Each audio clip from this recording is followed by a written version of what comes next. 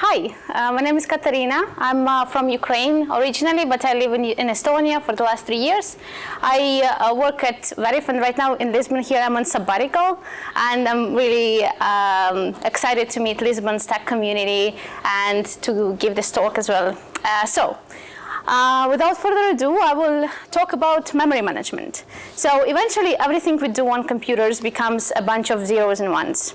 And once in the middle of the night, I got really fascinated by the question, okay, but how JavaScript code gets turned into those zeros and ones? What are all of the things that happen in between? And I went down this rabbit hole trying to understand what are all of those things that happen in between through V8 references, garbage collection, optimizations. And I found this really, really interesting. So I want to share some of the things I learned with you and kind of invite you to this rabbit hole, and I will show you around. So, but first, let's start with those zeros and ones and understand how computers store and represent information. So 0 or 1 is the smallest fraction of information there is. It's like on and off switch, true or false. And on the computer's hardware, it's whether there is current or charge or not. And it is called 1 bit of information. And within this binary, we can represent all of the different information there is. Small numbers, big numbers, characters, emoji, and even the answer to the ultimate question of life, universe, and everything. But how computers store this information? There are different types of memory computers use to store these zeros and ones in unique ways, whether it be like film that reflects differently, whether there's like 0 or 1, or transistors and capacitors. And if we are talking about memory that our applications use in JavaScript, it is usually RAM, or random access memory. It is the working memory that CPU uses when running applications. Let's see how RAM itself works in like really high level overview. So first of all, we need a memory cell, right? It's kind of this little box that can store 0 or 1. And on the hardware level, it is implemented in an electric circuit with the different like transistors or a combination of transistor and capacitor. But in a nutshell, it just needs to store charge for some time, and you need to be able to read and write through it. But if we have only one memory cell, we cannot do much, right? So we can arrange all of these memory cells in this kind of grid and create a system of addresses to address specific cells within the grid itself. So let's say we have this address, and we can treat them as kind of like street and house addresses in real life. So let's say we have the first part. In this case, it is 4, and we can take the 4th column, and then we can take the second part, and it will be a row address. And then on the intersection, we can read the data from the cell. And yay, we just read 1 bit of information. Cool. But in modern computing, it's kind of not a lot, right? So we need a way to kind of manipulate and work with more bits of information at once, with bigger chunks of data. So what we can do, we can arrange these matrices in a grid, and with the same address, then we can access multiple cells at once. And in that case, we can get them and read 8 bits of information, or 1 byte. But it is kind of really hard to operate in these terms and like think about matrices and so on. So we can go up one level of abstraction, right, and see it as an address and then data that is being stored within that address. And in a decimal format, it can look something like this. And then we can kind of represent the whole memory as this continuous array of available addresses and values. Currently, RAM we are used 8-bit addresses. It means that in total, we can store only 256 bytes, which is not a lot in modern computing, right? Probably less than your average like image or a meme.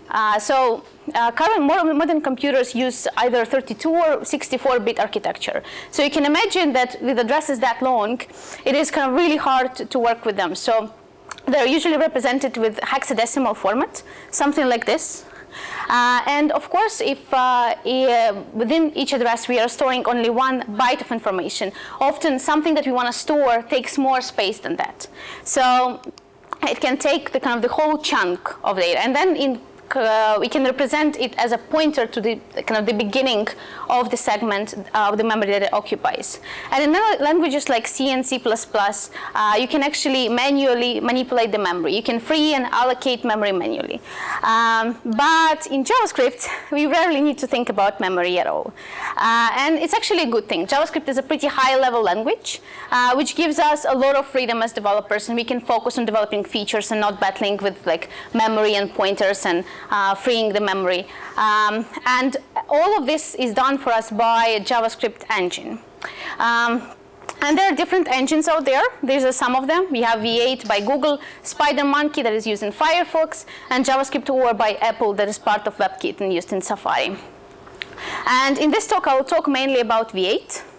It is used in Chrome and all of the other Chromium-based browsers, like Microsoft Edge and Opera, Node, Dano, and Electron, and it's kind of probably arguably the most popular JavaScript engine out there.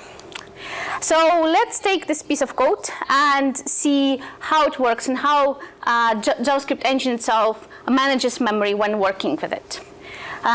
So let's follow this white rabbit down the rabbit hole, following my Alice in Wonderland analogy. So first of all, V8 uses two types of memory. We have stack memory and we have heap memory. And this is not something unique in V8. All of the other programming languages more or less do the same. And stack memory is used for all of the memory that is allocated during the execution cycle, and then heap is used for everything that is allocated dynamically. So in our example with our object rabbit, you can see that we allocate it on the stack. And right now, it is pointing to the undefined value. Anybody knows why it will be undefined first? Because of hoisting. So it means that when the program gets executed, all of the variable declarations are moved to the top, and they are first declared with undefined value, and then only initialized with the value that we are assigning it to. And it works with the same things, and with var you can actually see this behavior. So for example, if we log foo in there, we will see undefined. And it actually works the same with all of the block scope variables like let and const. It's just that it will produce the error, but it still will be undefined in the beginning. So it will be undefined first, but then we need to store an object there, right? So we'll allocate some space within the heap for that object specifically, and then within that object we have a string, right? And the string will be stored elsewhere, and within the object we'll have a pointer to the place where the string is stored. And then after it is initialized, we can change the pointer from the original rabbit variable from the stack to our new place on the heap. And that's what all of the variables are in JavaScript. They are mainly pointers to some heap memory locations. So if we, as our program runs, more and more things get allocated on the heap. And if we zoom out a little bit and look, basically there's like a chunk of memory that is allocated to our application, and heap and stack are positioned on the opposite sides of the segment, and they are growing towards each other. But of course, when we have, let's say, our JavaScript application that is run within the browser, it's not like all of the RAM and all of the memory is available to us, right? We need to share it with all of the other applications on computer and with all of the other tabs and browser extensions and so on. And it can give a little bit more insight why Chrome is so memory hungry sometimes.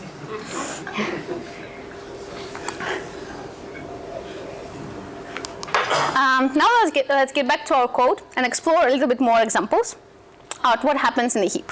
Right, this is the same object. We see it there. I removed the undefined, and in all of the future examples, I will skip the hoisting part just for the simplicity purposes, but it's always there. So let's say we create another variable with the same string, white, right? But it's a new variable now. How the memory will be allocated? Will we create a new segment of memory to store the same string or not? So under the hood, V8 won't create a new string. It actually uses a technique called string interlining. Basically, it understands when all of the primitive values, whether they are the same, and will just point to the same location in the memory. So these are the same strings, and you can see that they will be pointing to the same location. Basically, both of them will containing the same pointer to the memory. And all of the primitive values in JavaScript are immutable. Therefore, if we change something in the string, it will just create a new memory location. The pointer will be overridden. So now let's say we are changing foo and we reassign it to the new string. What will happen then, right? We'll create a new space within the heap, and we'll change foo's pointer to the new location. If we zoom out a little bit, we can imagine it all as this kind of mental model where we have now variables as these kind of like wires that are pointing or kind of like connecting to something that is stored elsewhere. And then when we create a new, it's just like the wire is being moved to the different location. Now it is pointing to a different place. Let's look at another example. Let's say we have an object here, a rabbit with two properties now, and then we assign it to a different object. And then we change that new object's name property. And we log out the original object's name property. What do you think will be there? Will it be Bob or Evans? Tell me something. What? Bob. Yes, it will be Bob, yeah? So kind of basically we made a change here, but then it reflected here. Why does it happen? So this is something that is called modification by reference, right? And this is a thing that can sometimes backfire. For example, if you're using React and you're modifying your props by reference, the object will be updated in the parent component and maybe in your Redux store or whatnot, or like, I don't know what you're using right now. I use Apollo. So, and it works for all the nested objects as well. Let's look at what actually happens on the heap, right? We have this object with two strings within them. They're like pointers to the different location. Then we create a new object. So this object will be basically pointing to the same place, right? And then when we are making a change, we are creating a new string in here, and then we are changing original pointer from the kind of original object, right? And then we are removing this part. And you see that since they are both pointing to the same location, then the value is updated in both. If we zoom out and simplify, so this is something that happens, right? But now if we are looking at this example, we see that this Nivens string, and this is a weird name. This is actually how the rabbit in Alice in Wonderland was named. He had a name. So this Nivens string is not needed anymore. There is nothing using it. So it is kind of garbage. So let's talk a little bit of how we can work with all of the things that are not needed anymore, because it still occupies the space that can be used for something else. And V8 runs a garbage collector that detects all of the garbage for us and automatically reallocates the memory and frees it.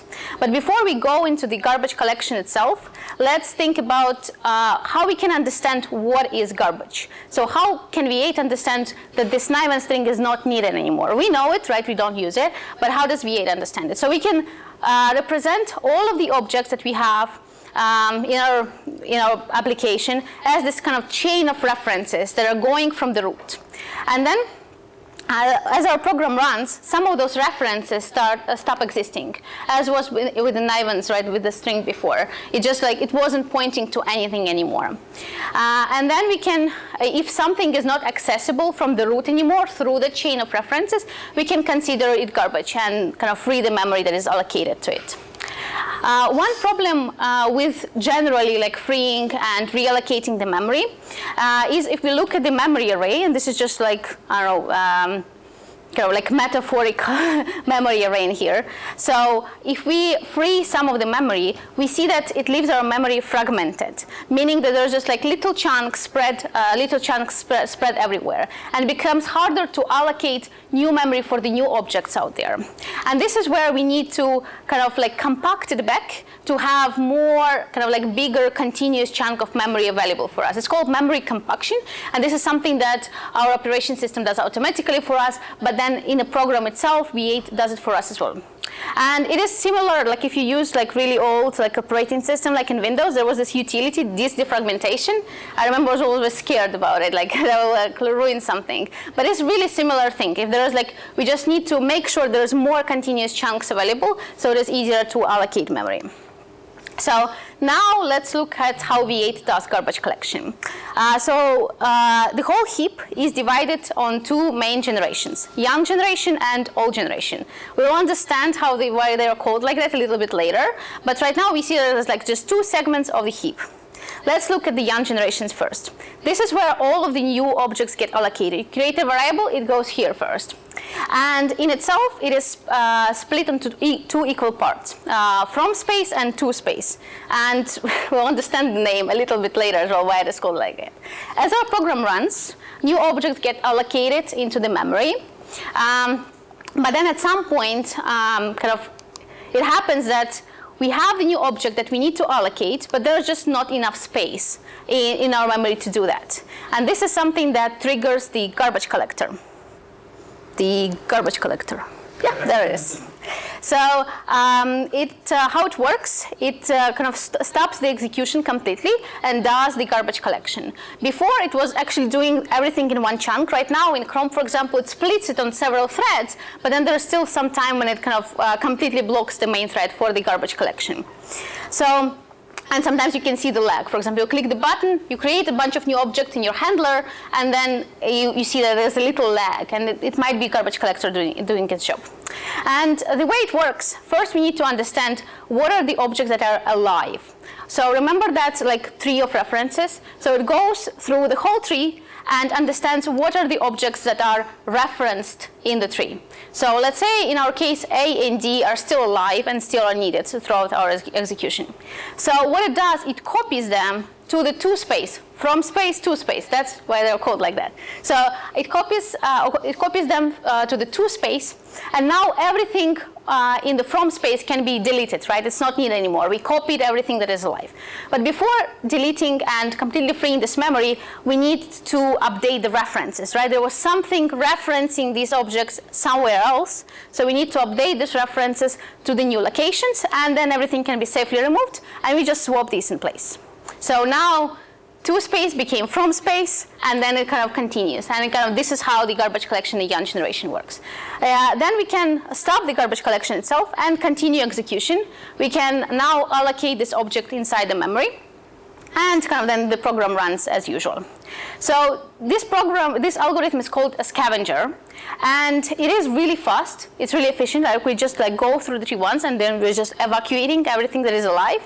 But the problem is it's memory hungry. You notice that we always need twice as much space as we have actually that we need to garbage collect. And it is not sustainable for everything. This is why it is used only in the young generation. We use it only for the new objects out there.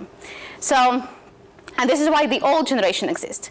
So V8 follows what is called generational hypothesis. It means that most of the objects die young. So if you're creating the object, it is more likely to die really fast and lose the reference. So if you imagine like a handler in React, you're creating some object and returning something. After it is returned, all of the variables you create are not needed anymore, right? They're garbage. So, and this is most of the things we create, they are garbage and become unreachable almost immediately. So the way it works is when garbage collection is run, during the first cycle, everything that survives, we are marking. And they are marked as this intermediate. They survived the garbage collection once. They were needed once, right? After the second garbage collection runs, we are filling the whole space in the young generation, right? Then the ones that survive after that, all of the marked ones are promoted into the old generation.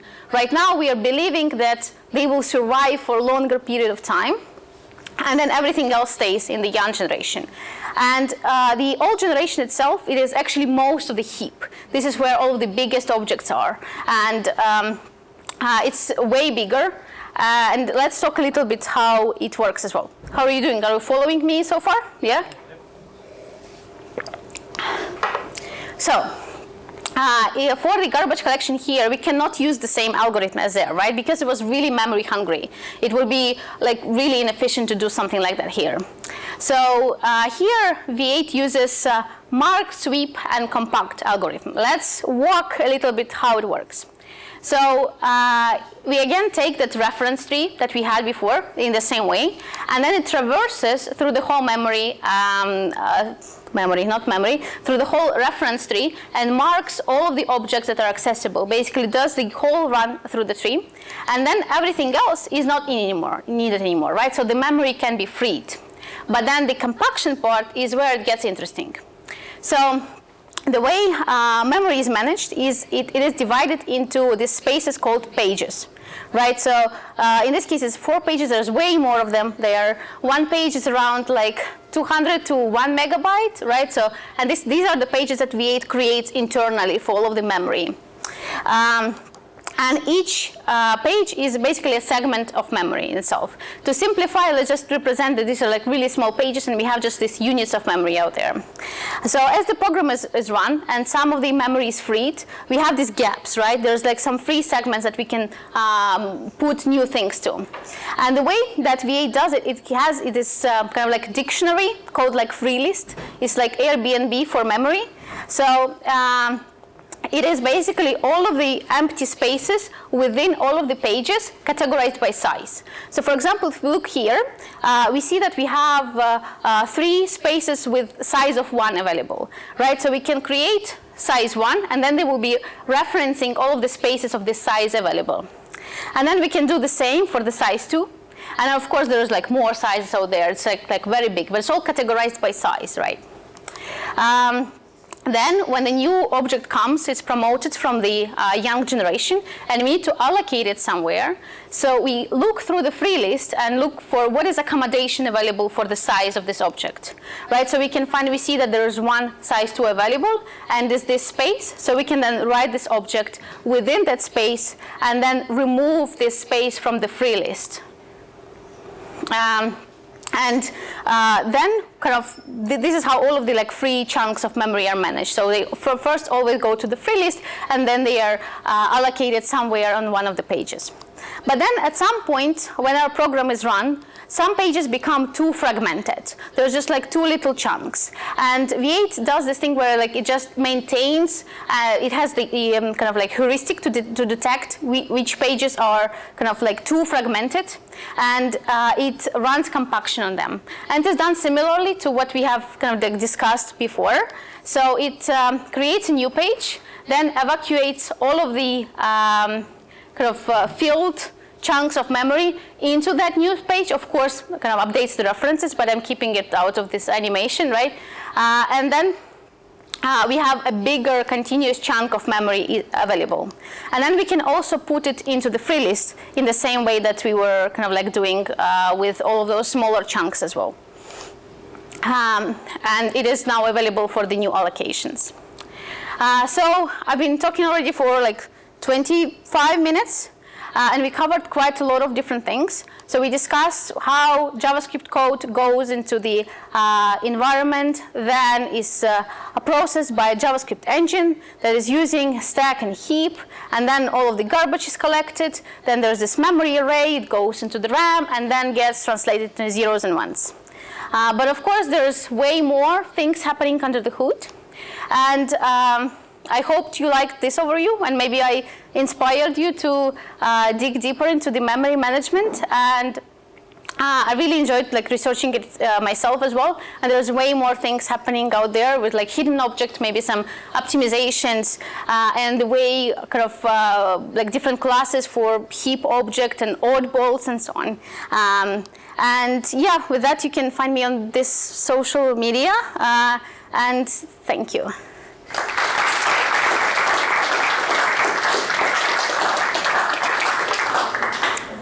So, are you alive? All good? Yeah. So what's in the stack is the global scope or the module scope. Is that it? So I mean, it depends. Like if you're running in the browser, it is basically the global scope of your application. This is the stuff that is being run right now, and this is mostly all of the pointers to the heap, except for the small integers. Small integers are encoded into the basically. Because they're small, right? There's enough space in 64 bits to put the integer itself, and then there's like. There's this 1 bit that they're using for tagging, whether it's a pointer or whether it's an integer. What about module scope? So the module scope is also in the heap? Is it so? As far as I understand, yes, but I'm not sure. We can I think when I was doing all of this research, I asked a couple of questions in Stack Overflow, and then V8 maintainers answered me. So, but as far as I understand, like from in my educated guess, then it's all basically just like in the execution scope, and you have like just one stack. And then when you use this module, there's like a function, let's say, then it's just like on top of the stack. Okay, did I answer? So what gets put on in the stack is actually the representations of the modules as functions. Basically, what is being executed right now? So when new variables are created that we don't see, which represent the. And then they are like, as soon as they are not used anymore, they are not in the stack anymore. So it's Any more questions, maybe? Was it Have you ever found like a use case where it would be worth it to do manual memory allocation in JavaScript? You can't do manual memory allocation, even if you wanted to. What? In the buffers, you can do some kind of allocation, but you can always use an abstraction on top of it. So basically, even from the code in JavaScript, you cannot even see where are things located on the heap. You don't have any access to the pointers. Maybe it's a little bit different in other engines, but from at least what I researched, there's like no way to manually do allocation in JavaScript. But maybe I'm missing something. Yeah. But the buffer would be a variable, right? Yeah. So how would you do manual? You can allocate some memory, maybe not the memory, but you can allocate the space for the buffer, and you can. I don't know. I don't find it worth it, but I've seen like malloc. But then, there's no functions like that in JavaScript. Basically, you cannot do that. But the thing is that when I also kind of like experimented a little bit running the memory profiler, and basically when you initiate the new object, and let's say you have 5 properties, it puts them all into the name properties, and then all of the new properties that you add, it actually has a separate object where it adds them, and then the initial object points to that object where all of the new stuff gets allocated. So that was one question that bothered me, is like, when our object grows, do we just kind of change the references all the time? But no, they actually have all of these like smart things to do that, and then they also store kind of like vectors of like kind of like pointers. So all of those like pointers and memory addresses within the heap, it's not like they are not one-on-one mappable in addresses in virtual memory, for example. Yeah, you can actually do that with arrays too. So if you have an array and you set its length, it's big already, and all of a sudden, if you look at it, it's going to say empty. Yeah. But it just initializes all of the array with just basically the amount of kind of like just pointing to all of the like undefined values. Right, and then it exchanges them to the pointers to the objects, let's say, or like strings that you will be storing in your array later. So, yeah. Any more? Yeah. Yeah, I was just wondering if you can share any examples of or any type of code or programs that you're gonna do that you want to think about how you're allocating memory. So I think in most of the things you don't really need to think about it, and that's the beauty of JavaScript, right? You just kind of like do things, but sometimes, especially on the server, like in Node.js, you have some memory leaks where like understanding it might be nice, but also on the interviews, right? Like, you can be just like smart pants, like, and tell about like educate the interviewers, but for myself, I also find just like it interesting to dig deep and answer some of the questions and understand how the things work. Definitely understanding the references and the modification by reference is kind of important. Some of the other things I also found really cool. The optimizations that V8 does with hidden classes. Basically, when you are creating, it maintains the hidden class of the object. So if you want some of the things to get optimized, there are some things that you can do to help V8 optimize those things. I didn't include it here, but it's kind of cool. You can just Google hidden classes V8 or something and then find it. Yeah. Then no more questions? Okay. Thank you.